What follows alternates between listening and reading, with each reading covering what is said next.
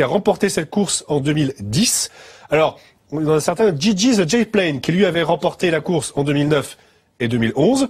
Eh bien, lui va tenter de le faire en 2010 et 2012. Donc, Joy and Fun qui est à 9 ans, je le disais, peut-être dans la forme de sa vie. Sa victoire dans le Chairman Sprint était exceptionnelle le 5 février dernier. Elle faisait écho à une très bonne deuxième place le 15 janvier, toujours sur l'hippodrome de Châtillon. Et ce jour-là, il avait été battu par Eagle Regiment. Et il est un peu débarrassé d'Eagle Regiment puisque le numéro 11 est non partant.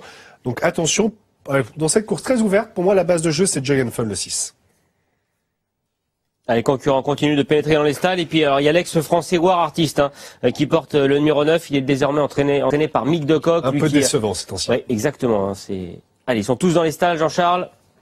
Et c'est parti pour ces 1000 mètres avec à l'extérieur, donc côté gauche sur votre écran, Margot Deed avec Ellie Turner qui va tenter d'être la première femme à remporter donc une course lors de la journée de la Dubai World Cup. Elle est bien partie d'ailleurs puisqu'elle est sur la ligne de tête. On a parmi les chevaux de tête notamment le numéro 3, Regali Ready. On a également Monsieur Joe qui portait là, c'est qui va tenter d'ailleurs de profiter de ce numéro. Et puis Addictive Dream qui n'est pas très loin. Joy and Fun est en position d'attente plutôt côté corde. Et puis on se rapproche à l'extérieur avec Margot Deed. On voit également Regali Ready qui est un petit peu sollicité. Et puis on a d'autres concurrents qui se rapprochent à l'image du 4 également, Shin Virgo. Monsieur Joe est côté corde et tente maintenant de s'infiltrer. Et puis on voit l'effort de Joy and Fun complètement côté corde. Joy and Fun qui est maintenant semble avoir pris l'avantage. Joy and Fun qui va lutter avec notamment Monsieur Joe qui offre une superbe lutte. Et puis on a également le numéro 12 Prohibit qui vient à l'extérieur. C'est Prohibit maintenant qui va peut-être venir s'imposer avec ce numéro 12, oui, Prohibit qui s'est imposé. On a également le numéro 10 Hortensia plutôt qui est venu à l'extérieur. Donc le numéro 10 Hortensia qui était le favori d'un point de vue international si je me souviens bien. Exactement. Et qui a donc remporté.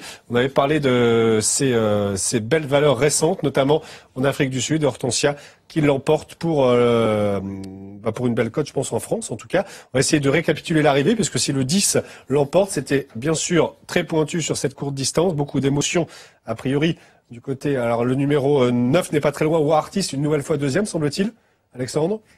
Je sais pas si c'est War Artist, il me semble que c'est plutôt le numéro 15, Soul Power, non, Jean-Charles?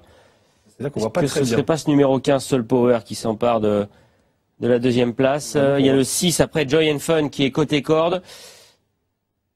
Et au centre, la présence. Invisible H peut-être, qui est venu également lutter. On va peut-être voir. Non, c'est pas War Artist. Vous voyez, War Artist avec la toque rouge est beaucoup plus loin. Donc c'est 10, 15, 6 a priori. 10, 15 et 6. Là, voilà. On voit avec la ligne et la 4e place reviendrait. Il y a Monsieur Joe également, l'As, qui est dans le coup, les manches noires plutôt.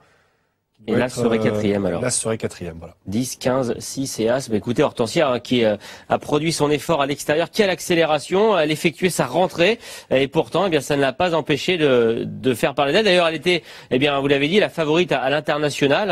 Elle restait sur une victoire de groupe 1, mais c'était en fin d'année dernière.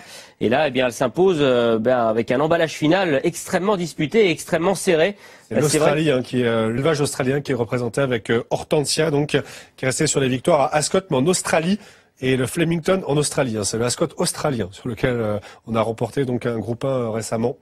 C'est Craig Williams qui a été en selle sur cette Hortensia. Il a été patient, et il a attendu le dernier moment avant de lancer Hortensia, puisque c'est vrai que les attaques se sont prononcées de toutes parts. Ils s'entendent très bien ces deux-là, puisque c'est eux c'était déjà ce tandem qui l'avait emporté le 19 novembre au niveau groupe 1. Donc un beau doublé après quelques mois d'absence, voilà.